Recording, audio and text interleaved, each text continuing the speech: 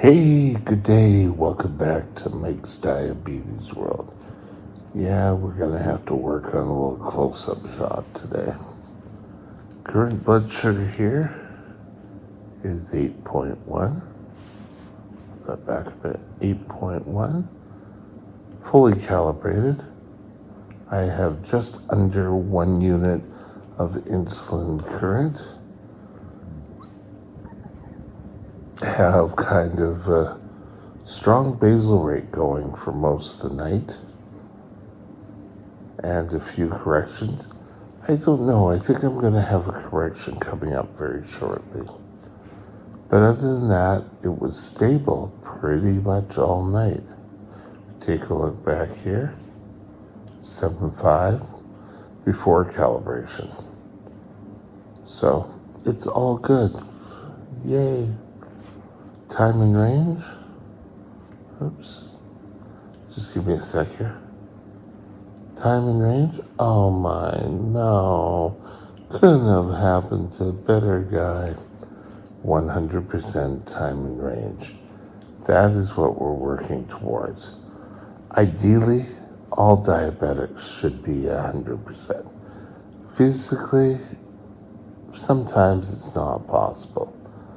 Don't force yourself in getting it by giving yourself too much insulin, or work with it and find out, speak to your doctor or your diabetes education center and come up with reasons why you're not reaching 100% or even 90, or as we said before, bare sort of minimum is 70. If you're reaching 70%, job well done. Down here, average sugar was 6.6. Pretty good.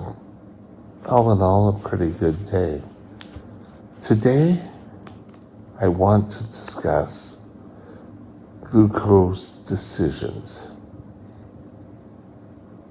Stay tuned. We'll be right back.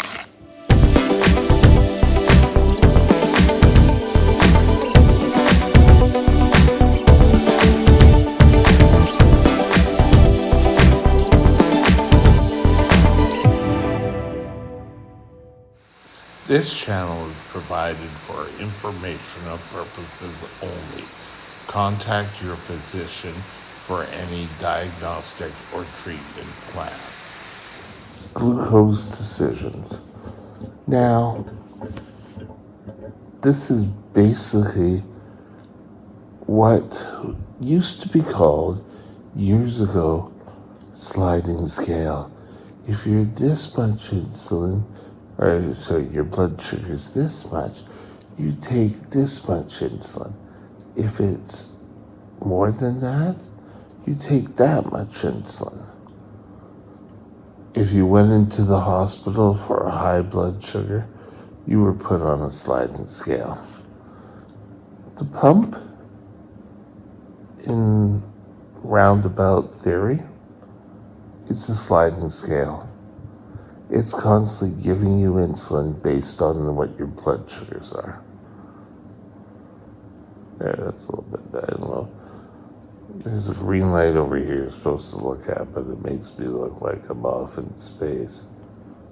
But looking straight forward is better. Okay, so the pump is giving you a sliding scale. It's making decisions for you. If you're doing it manually, blood test, taking a look at the glucose will make your decisions for you. The data will make the decision on how much insulin you should give. There's still a chance for personal error. Now, that is not to say everyone's wrong, but it can be interpreted in many different ways. Sliding scale to work must be a constant. Now, what I'm going to share with you today years ago was my plan before I went on the pump. ensure that you discuss this with your doctor before starting any regime. You need to find out how this is going to affect your body. First of all, for a sliding scale to work, you need to have constant information, and that means giving yourself or taking your blood samples 4 times a day, glucometer test, breakfast, lunch, dinner, and bed. Again, is the bare minimum. You can have more. You can do as many blood tests as your heart really wants you to do, but you want to ensure at least the 4 times a day.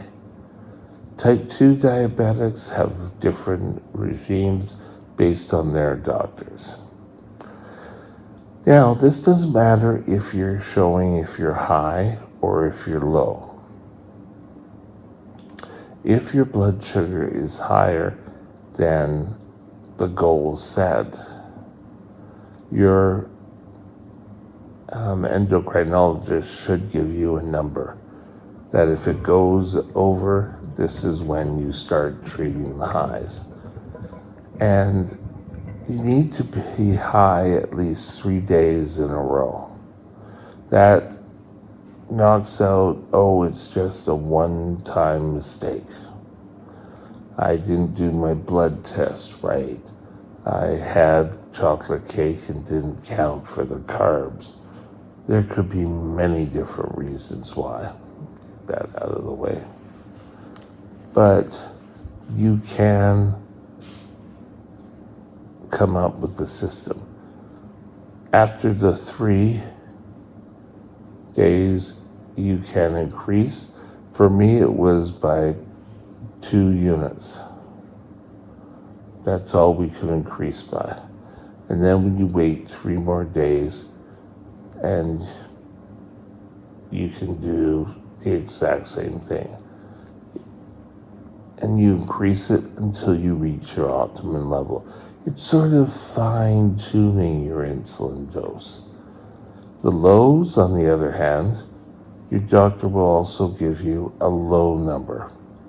If you keep going below that number, then you should cut back your insulin by 2 units. Still waiting the 3 days. You always wait the 3 days.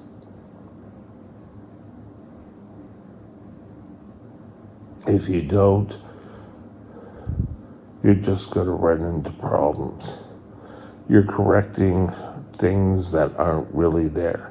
Like I said before, could be misdiagnosed, improper blood tests. Like today, I did a blood test when I was calibrating for the morning.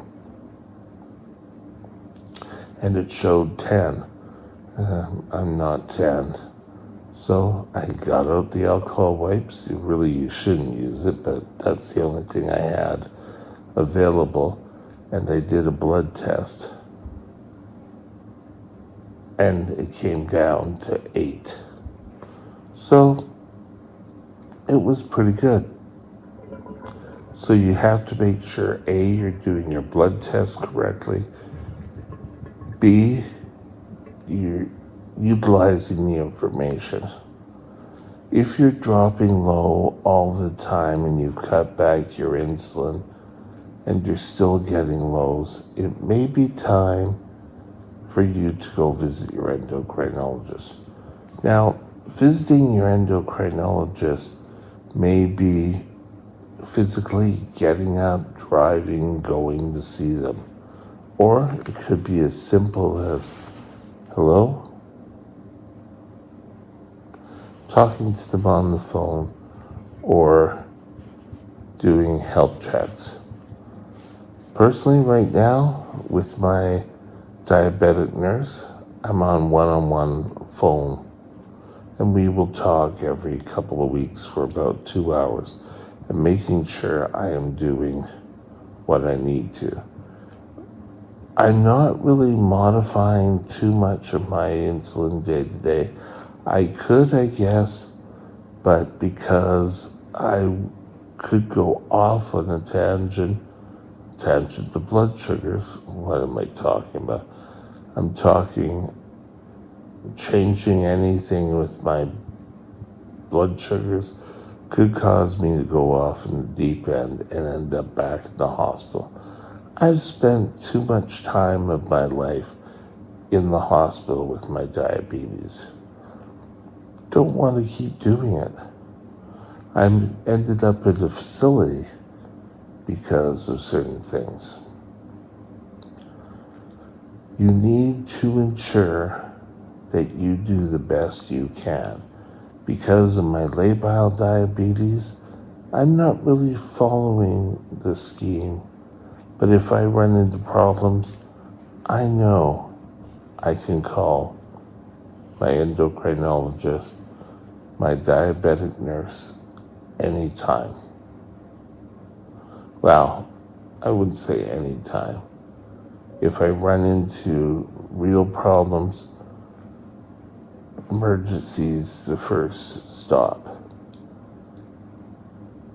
Now, if it's during office hours, I will contact one of them. If you end up in emergency, sorry, it's right there. If you end up in emergency, once you get out of emergency, you need to contact either your diabetic nurse or your endocrinologist. Why is dry skin in here? Those two will be able to utilize the information. A lot of times now with electronic mail or email, they can get the information pretty quick. Follow the rules and you will find the system does work for you. But check it out with your doctor first. I'm not a doctor here. I don't want to prescribe. This was a system that was told to me to try, and it worked. But don't go off half-cocked and say, yes, this is going to be the greatest system I've ever known, when you could be causing damage to your diabetes. Remember, your health is number one, and we want to make sure that you take control. I don't know why my face is so itchy today, but so let's review. Let's get this out of the way.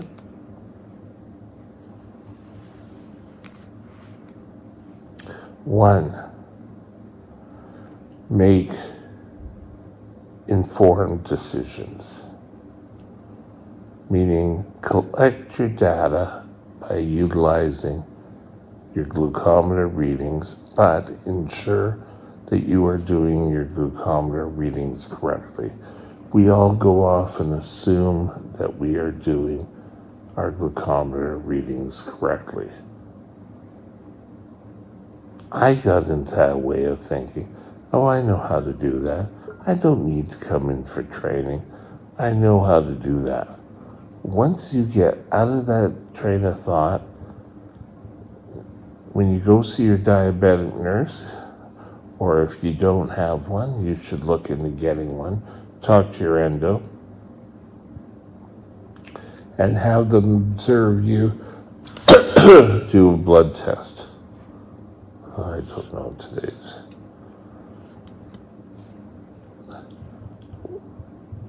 Don't rush the results. Wait 3 days, see what your numbers are, and then if action is warranted. Once you take the action, wait another 3 days. If your blood sugars are super high, contact your physician. That doesn't change anything. This is after your doctor, you've been to diabetic, what I call diabetic daycare, but you've gone for diabetic training. You come out and now you're fine tuning your blood sugars. If you're constantly having to motivate up or down, it may be time to go see and say, hey, I'm having a little bit of issues here. Can you help? Remember, anything I've discussed in this video today, you need to check out with your own endo. And with that, have a great day, and we'll talk again soon. Bye now.